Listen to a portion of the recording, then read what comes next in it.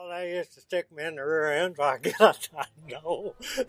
uh, I used to try to get to the top of the barn. That way I didn't have to handle all the tobacco. See, we handed it up to each other. This is what it was. I liked it up top. It was a little warm up there, though. I mean, national observers of the race, basically, I think their general impression is probably, boy, they sure hate Obama there, which is, well, there's a little more to our state. People would probably be well-served knowing about, but they're not getting any of that, really. Well, Kentucky is a good place. A lot of good people in Kentucky, and a lot of good people have been hurt by everything ever since he got in office. But, you know, they're struggling just like everybody else here, but it's a wonderful place to be, I think. You know, a lot of us can't handle all this stress they have put upon us out here. Yeah. Just people are so distant and uptight. I think it's because they don't trust people like they used to, you know, part of it. And there's a good reason for it, but people seem to judge everyone by one person's actions, like with the race, you know, the importance of it. It needs to be different than you know, just this one's for Obama and this one's against Obama. Once again, it goes back to, you know, what are the issues? This is where we stand. You know, Kentucky. This is why Kentucky is important for the productivity of this entire nation, and this is why this race matters. And then, you know, where do the candidates stand, you know, on how Kentucky plays a part in the bigger role? We knew it was going to be a big race, and because of the Supreme Court decisions allowing outside groups a lot more leeway, the figure $100 million started being thrown around. And I have my doubts about $100 million. You know, that is really an obscene amount of money for a state of 4.3 million people. But when you include the primary that McConnell had, and the fact that advertising for the general election started the day after the primary, I think we will come close to 100 million. I think we will certainly break the current record, which is 82 million set in the Massachusetts Senate race 2 years ago. And that sort of spending means that real discussion about issues gets crowded out. I have a theory that the more money in a race, the less substantive discussion of issues there is. The candidates just let their ads and their allies' ads do their talking for them. They stick to the talking points. 2014 has been a good year for political advertising, not as big as everyone in the market, myself included, projected. This year it all came down to the Senate race basically, and it's a very hotly contested Senate race. You know, both candidates have raised an inordinate amount of money, and obviously they're going to spend it all, and then the issue groups on both sides out of D.C. Then you think about, you know, Louisville is the number 48 DMA in the country, and Lexington's in the low 50s. So the fact that Kentucky is getting that much money in comparison to certain states like Texas and California and Pennsylvania that have 2 or 3 cities that are all top 15 markets, it is kind of crazy that Kentucky's getting that much money for one race. It's dumb. I mean, all they do is fight and bicker and tell each other off in their commercials, and it's a waste of time, it's a waste of money, and let's stop fighting and maybe I'll vote for you. You see the same thing over and over, and they go back and forth like children. That's the way I feel about it. People out here, they don't want to see these commercials and ads going back and forth about the bickering. They want to see progress. Quit wasting people's time. Quit wasting their time. You know, it's just a waste of time for them as it is for anybody else. So why get stuck on it? I think they're doing a good job with like social media and like TVs with like manipulating people, because on TV it's one like story, but in real life it's completely different. The fundamental role of campaign coverage is to help voters make a decision. That means you have to report as closely as you can the candidates' positions on issues, but you also have to tell something about their background and character, because you can never anticipate every issue that's going to come up. And you have to also help voters understand why candidates are doing what they are doing in terms of strategy and tactics. Unfortunately, that sort of coverage devolves into horse race coverage with lots of coverage about what the latest poll says, and people are interested in that, and it is news, but it should not be the fundamental focus of campaign coverage. It really started to pick up once, I think Allison Lundergan Grimes and Matt Bevin both entered the race within the same month of each other in the summer of 2013, and it was immediate. They were immediately, all kinds of opposition research was leaked to whatever media outlet they wanted, and totally trashing them. There were automatically trackers following them. Right away, there were web ads, if not actual television ads right away, trashing both of them. I'm not really sure how to say it, but if you're just going to watch the ads and you have like one mindset, you're going to go either one way or the other without doing any additional research. You're going to believe what the ads say. That's what I think. I do think it's productive because I think it's the only way that the candidates know they can be reelected or elected in the first place. And while the debate itself and the inundation of advertisements on the public is silly and not productive, the alternative is going your own route and doing things yourself and focusing on things that matter, which is going to make people bored and you won't be elected. Well, most of them have a campaign advisor who works here locally with them, and then they probably also, in general, have an advertising agency in Washington, D.C. or around that. For candidates, there is a rate card. Every station has a rate card.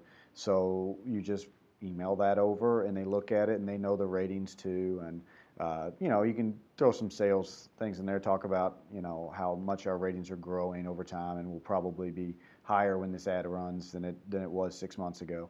But in general, they know their ratings. They typically buy a demographic of older people, whether it be 35 plus or 50 plus, which regular advertisers like to focus on younger people making their buying habits, whereas politicians know that the older somebody is, the more likely they are to get out and vote. So, here being a Fox affiliate, we're throwing the loophole of having World Series games. You never know what time they're going to end.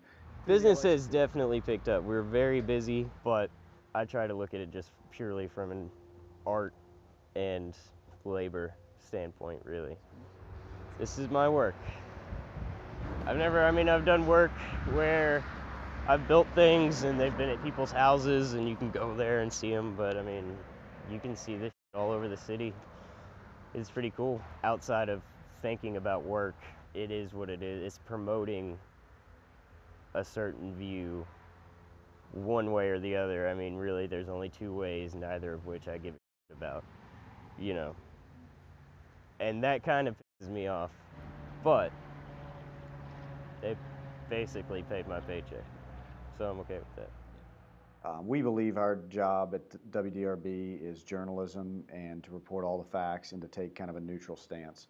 So we don't come out and endorse candidates. We don't, try to slant stories one way or the other to influence people, both because we feel that is the right thing to do. We want to inform the viewer.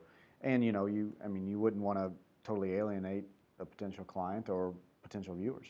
Nowadays, almost all commercials are brought to us electronically through satellite servers. They download it onto our FTP site or through a company that we work with that just, magical world of technology, it just satellites in and it's there. We have to check to make sure it's there the day before it goes on the air, and if it's an issue spot as opposed to a candidate spot, usually myself or somebody here has to watch it and make sure that any accusation they make is verified, whether, what day they said it, what vote in Congress they voted on that, or, what article that was written in, to make sure that there aren't slanderous claims. In a candidate spot, you can pretty much say whatever you want. These politicians, they can't lie like they used to, though, because they got it all down, haven't they? When they say something now on television, they got it all down. So that's why you have both candidates who aren't really addressing a lot of issues and difficult questions because they are afraid of that being taken out of context and being attacked at. So what you have is candidates who are not giving you the full depth of their policy positions. I don't think it's very productive attacking someone's personal life or their character. I was on the debate team in high school, and pretty much you could see that debate pretty much had no point, or someone had lost their debate once they started calling someone names or attacking their character instead of their actions, because I mean if that's all you can come up with, I don't think it's very productive, and you obviously haven't done your homework. I'm not really that informed. I don't really get to watch a lot of TV, mostly working, but I go around and maybe face-to-face talk to people most of the time and try to understand people's philosophies and points of view on life. Otherwise, trying to get past the point of people being so stereotypical. I don't know, most of the time I grew up in my life, walking around, people were afraid to speak to me or look me in the eye. I walk around also, and try to ask people for if they needed help. They'd lock their car doors. I got used to crossing the street, walking behind people, and it was just I noticed that there was a big gap between, people as a culture, especially the media playing into it, we only show the bad things. We don't really show people getting together and helping in communities. Just I was walking past the other day, the court building, there was a group of people from Africa, and they were shouting out, no more Ebola, Ebola must go. And it kind of touched me because I was people are actually getting together. It's just not broadcasted. I guess majority of my political news I've learned from them, because CNN, Fox News, MSNBC, most of that's just kind of the same stuff every single day. So it's you really don't learn anything. You just kind of hear the same regurgitated stuff over and over and over again. How does that feel? Kind of puzzling, because I always thought that the point of news was to spread information instead of just what sells or what gets the most ratings. In this state, we were very lucky to have the Courier-Journal circulated in the entire state. You couldn't buy it on the rack or get home delivery in every county, but you could in almost 90 of the 120 counties.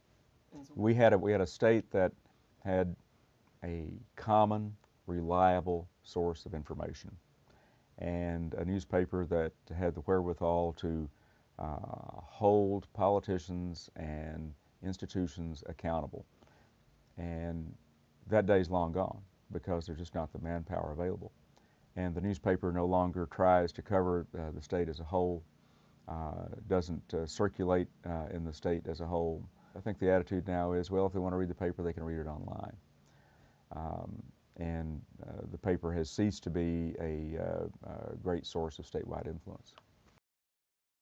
Kentucky is a southern state, with the exception of Louisville. Louisville's more Midwestern. Some parts of upper northern Kentucky near Cincinnati has kind of a Midwestern feel to it. Retail and office and government employ more people, but in terms of people who make things and have are adding value to the economy, we're manufacturing. We're the number 3 in automobile manufacturing. Some months we're number 2. That has provided a great deal of good-paying jobs around the state. The agricultural workforce has declined as agriculture has become more mechanized. Back in those days, it used to be that big tobacco market down in town. They put all the tobacco in the tobacco barn, and then they would put it in the hoses over here to re-dryer and ship it out. By train, mostly. But now? Well, it's all gone now. This here is contracted now. But agriculture is still an important part of the state economy, probably $6 billion in farm gate receipts this year. Mining is not that significant a part of the state's economy, but it has an iconic quality because it has been the only good-paying industry in so many eastern Kentucky counties, many of which are chronically economically distressed. Obama's all right, but hell, both of them want to get rid of coal, you know it? They say they don't now. People who live in counties that use coal, that's what they heat by. That's what they live by. And you can't just take away what they have when they don't have nothing else, In Eastern Kentucky, like here in Sayreville, there's no jobs, nothing. And everybody depends on coal, which keeps lights on and stuff, and everybody depends on coal for a job. Our kids, we don't have the jobs to keep our kids here, so they're all moving off. relocating to somewhere where there's more industry going on. I've lost a couple of nephews and nieces that's moved from here and went to Texas and went to Tennessee and different places where there's industry is thriving. And we could very well be a part of that. We have cheap, affordable, cheapest electricity in the world. It lays right under our feet.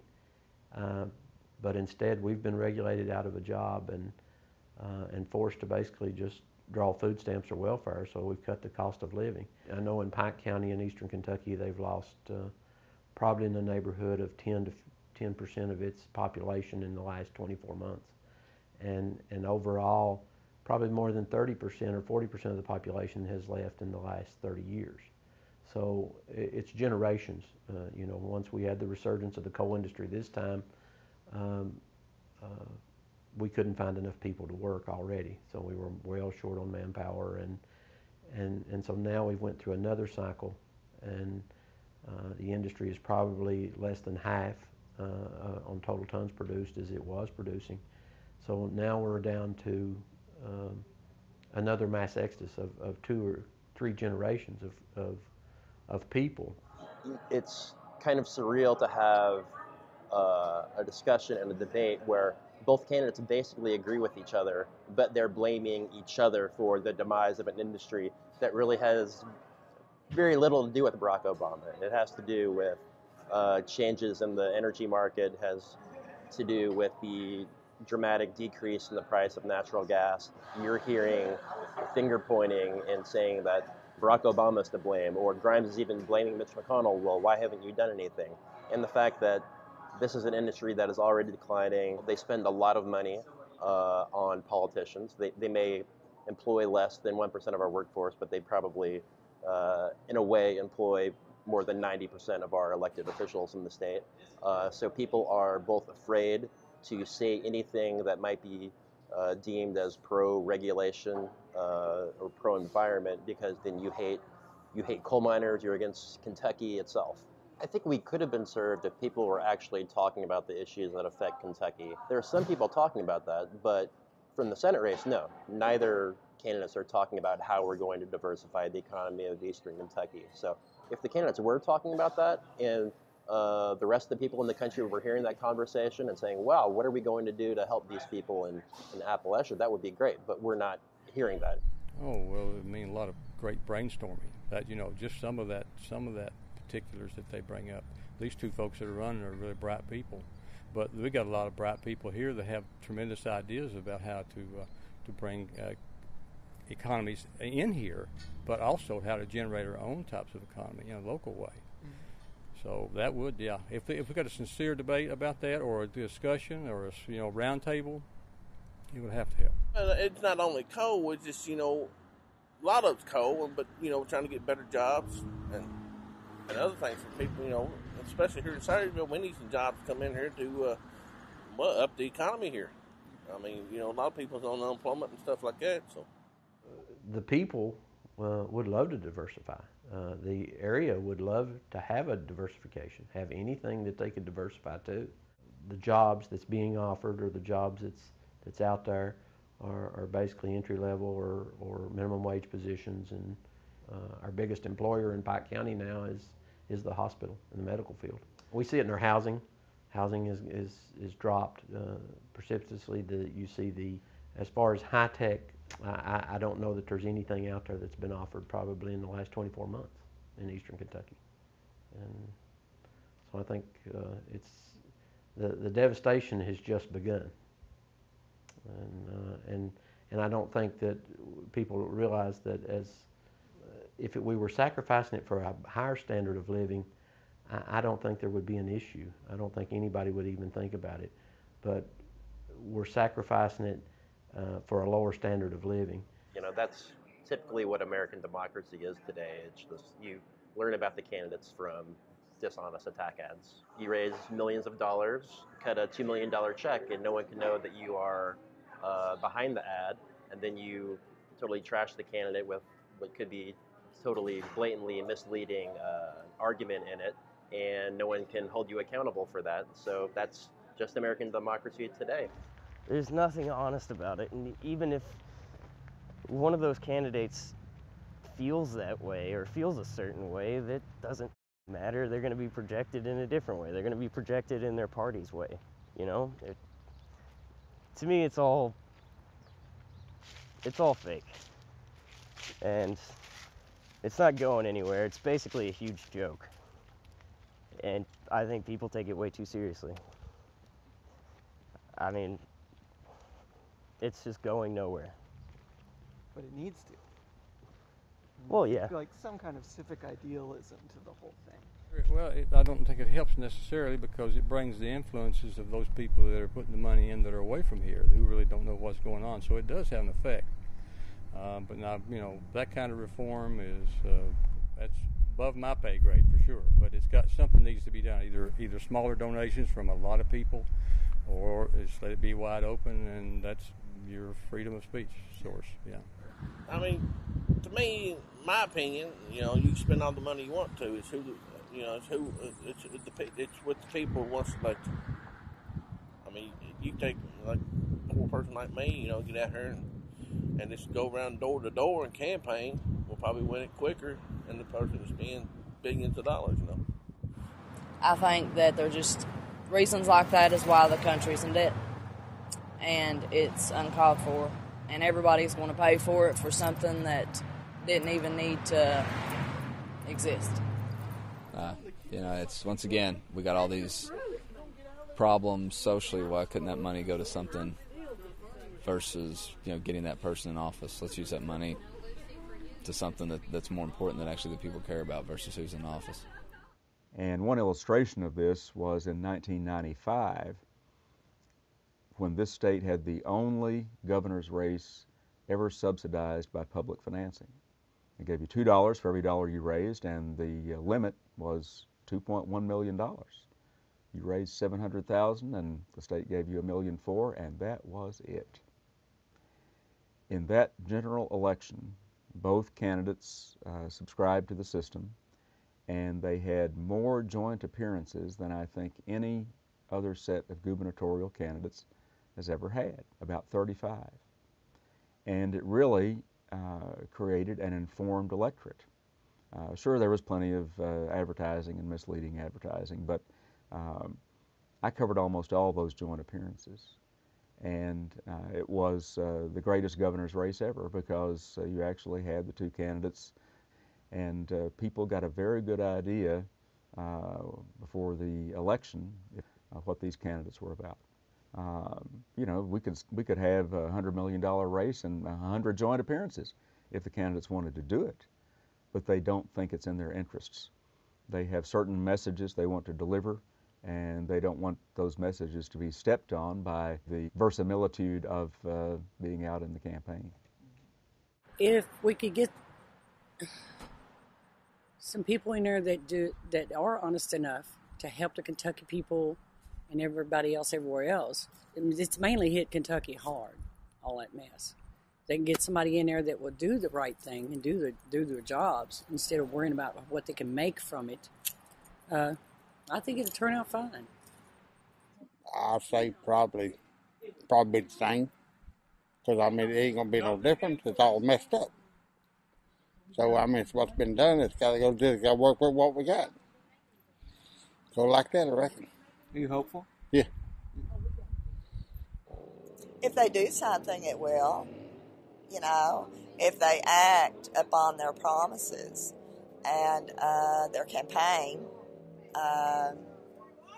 yeah, it could be. It could be, but then it always could have been for, like, you know, the last 40, 50 years, whatever. So I think as the younger generation moves up, younger people, and the powers to be step aside or retire or whatever, maybe there'll be some change. But it'd be good to see some new blood in there, you know, that really cares about the area and that wants to see some positive change, just like elsewhere in the country.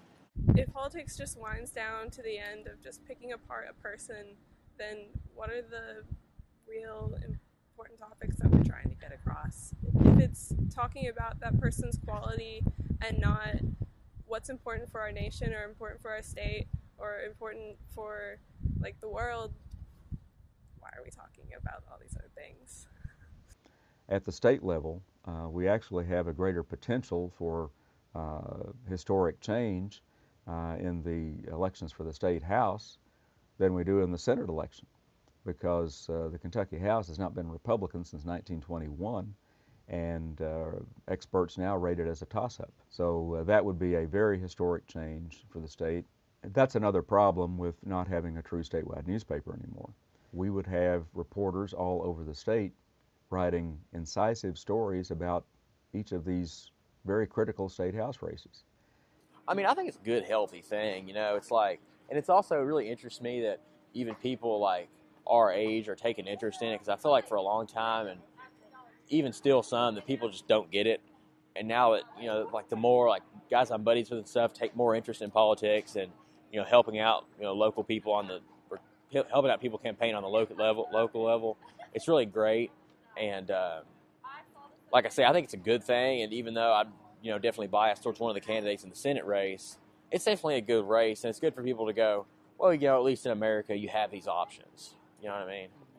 And that to me is a big thing. I mean, but our, you know, one of the biggest things that, you know, if you look at Kentucky alone and take the rest of the country out of the picture, if you look at just Kentucky, Kentucky's coal severance tax, the revenue generated from every ton of coal mined, there's a tax. Well, the legislature in Frankfort has decided where that money goes. They no longer allow the coal counties, never has been allowed, like they do in Virginia, the coal counties decide where that money's gone. It all returns to the county. Well, in Kentucky, over 80% of it stays in Frankfort, and they decide where to send the money. So less than 15% of it comes back to eastern Kentucky.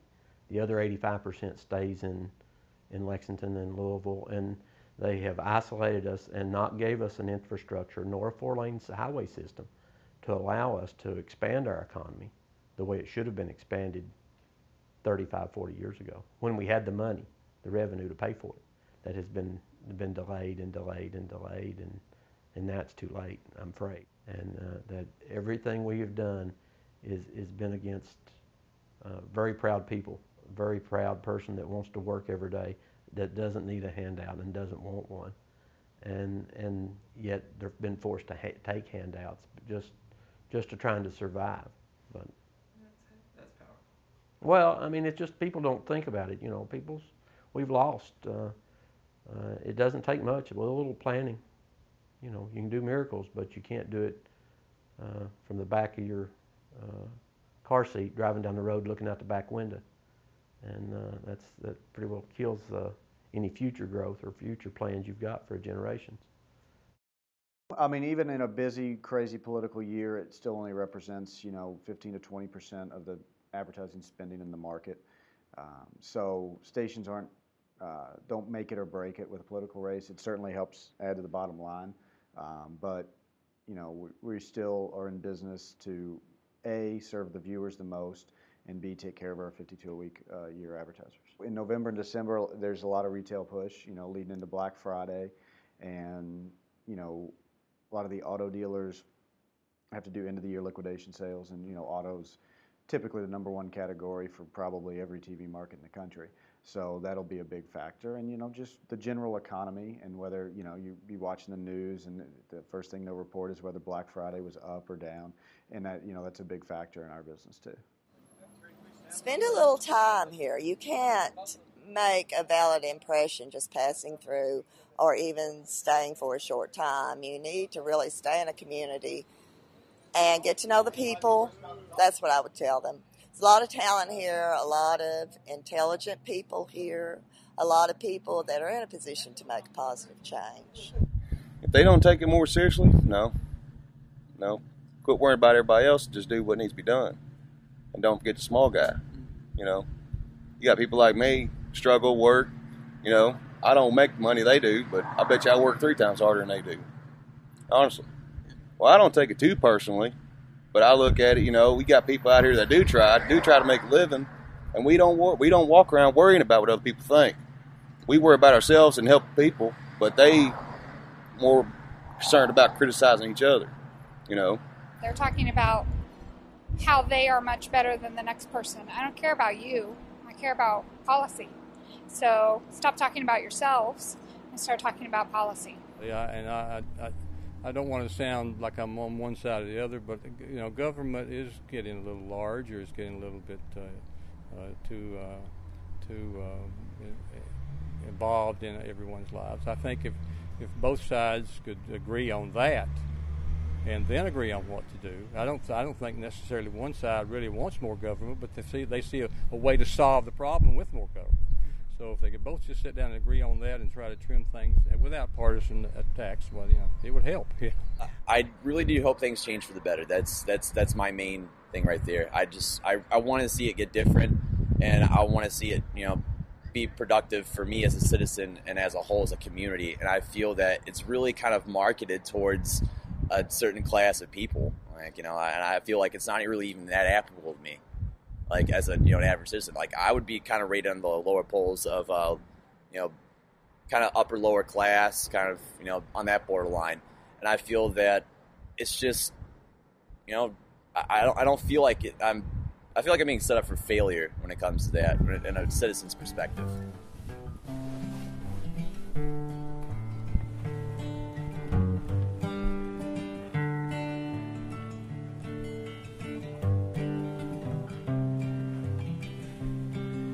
Every 4 years, about November, just as long as I can remember, folks wouldn't talk to you on the street, coming in my door and wiping their feet, kissing my wife, kissing my babies. Well, I guess they even kiss my old mule if she hadn't voted for Roosevelt. Well, they smiled at me and shook my hand, say I'd like to have your vote come election day. And you don't need to know where I stand, just vote for me as many times as you can. That'd be $10 now, and $10 more every time that you vote. I promise you, if I'm elected, I'll raise the dead and have them resurrected. I'll fix your road, put a bridge on the creek, and sweep out your cow barn myself twice a week. Well, now there just might be something to that I ain't never seen. And no one else can shovel that stuff as fast as a politician. With the election gone and the road still muddy, you try to find your old good buddy. He's up at the courthouse grinding his axes. The only thing won't get cut is your taxes. Well, there's just one thing. If it weren't for politicians, the rest of us folks wouldn't have nothing else to laugh at except W.